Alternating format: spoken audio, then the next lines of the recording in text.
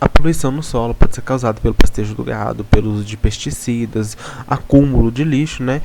E como consequência disso, temos a inviabilização do solo, iniciação de processos erosivos, compactação, contaminação do ambiente e uma redução drástica da matéria orgânica, que seriam os nutrientes presentes.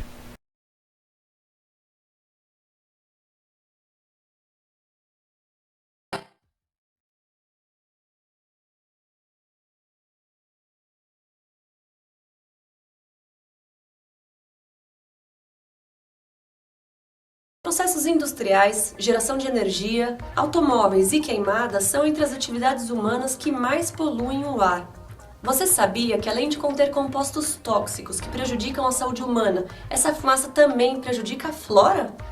A poluição atmosférica pode, por exemplo, causar a corrosão de bens materiais, alterar a qualidade do solo e das águas, como no caso da chuva ácida, e prejudicar a visibilidade, fora todos os problemas respiratórios e doenças que se desenvolvem com o contato constante. E o que você pode fazer para melhorar isso? Pode exigir dos políticos em quem você votou mais áreas verdes, que além de deixarem a paisagem mais bonita, ajudam a manter a nossa saúde. Outra forma de ajudar é priorizando o transporte público, ou oferecendo caronas para colegas de trabalho, por exemplo. E ainda, se possível, caminhar ou andar de bicicleta.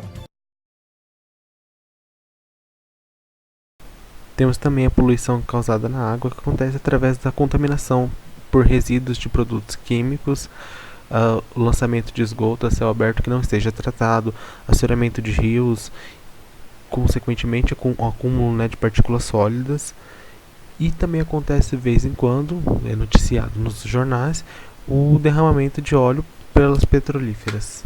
Em virtude disso, temos inúmeras doenças, comprometimento de espécies, às vezes endêmicas, inviabilização do uso da água tanto para a agricultura, para a indústria, como para o consumo humano mesmo, e um desequilíbrio na biodiversidade.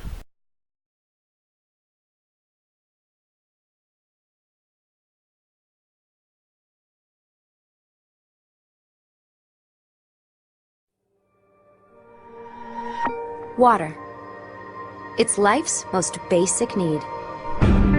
But there's a water crisis in our world right now. Seriously, a crisis. Nearly 1 billion people live without clean drinking water. It's happening all over the world, especially in developing areas of sub-Saharan Africa, Southeast Asia, and Latin America. It's a water crisis because it starts with water. But water affects everything. Education, health, poverty, and especially women and children.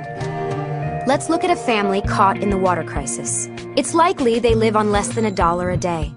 When they're thirsty, they can't just turn on the faucet for a nice cold glass of water. They don't have a faucet. Instead, the women and children go off to collect water. Many walk up to 3 hours a day to the nearest swamp, pond, or river to gather water that's been sitting out in the open, exposed to all kinds of germs. Time spent gathering water is time they can't spend learning to read, write, earn an income, or take care of their family. Some women in sub-Saharan Africa spend more time collecting water than any other activity they do in the day. And the walk isn't just hard, it's dangerous. The women are alone and burdened with 40 pounds of water. Many get hurt. Sometimes they're even attacked. When they make it home, the little water they've collected isn't clean. Some families know their water is contaminated with germs that cause diarrhea, dehydration, even death. But what choice do they have? Kids, especially babies, are affected most by these germs. About every 19 seconds, a mother loses one of her children to a water-related illness. And each day, almost 1 billion people are living this way.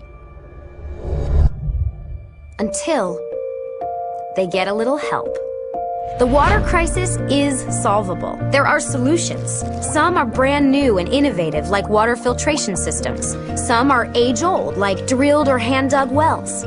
These solutions bring clean water much closer to the people who need it. A safe water project near a village restores hours each day to a person's life. This time, it's opportunity. It's freedom to go to school and get an education, to work or start a business, to raise a family.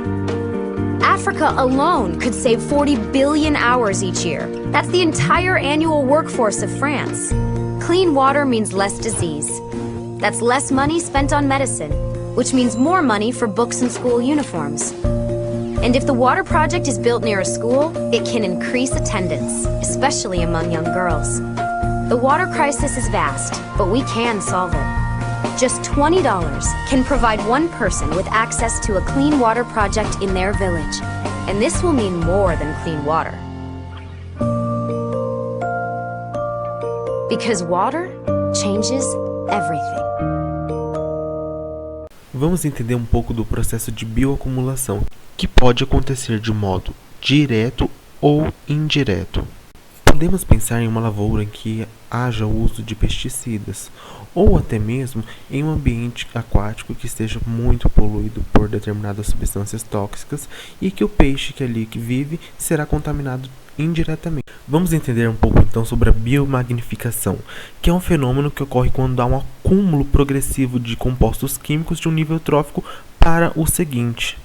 Imagine um pequeno peixe que tenha sofrido o processo de bioacumulação, ou seja, ele foi afetado indiretamente porque estava exposto a um ambiente, no caso a água, que estava cheia de compostos químicos. Este pequeno peixe foi ingerido por um peixe maior que passará a ficar contaminado também. Posteriormente, seguindo a cadeia trófica, um outro animal, no caso representado por uma ave, irá se alimentar deste peixe que é um pouco maior, ou seja, ela irá estar sendo contaminada também. Então, podemos concluir que na biomagnificação, os organismos presentes no topo da teia alimentar estão sujeitos a ter um maior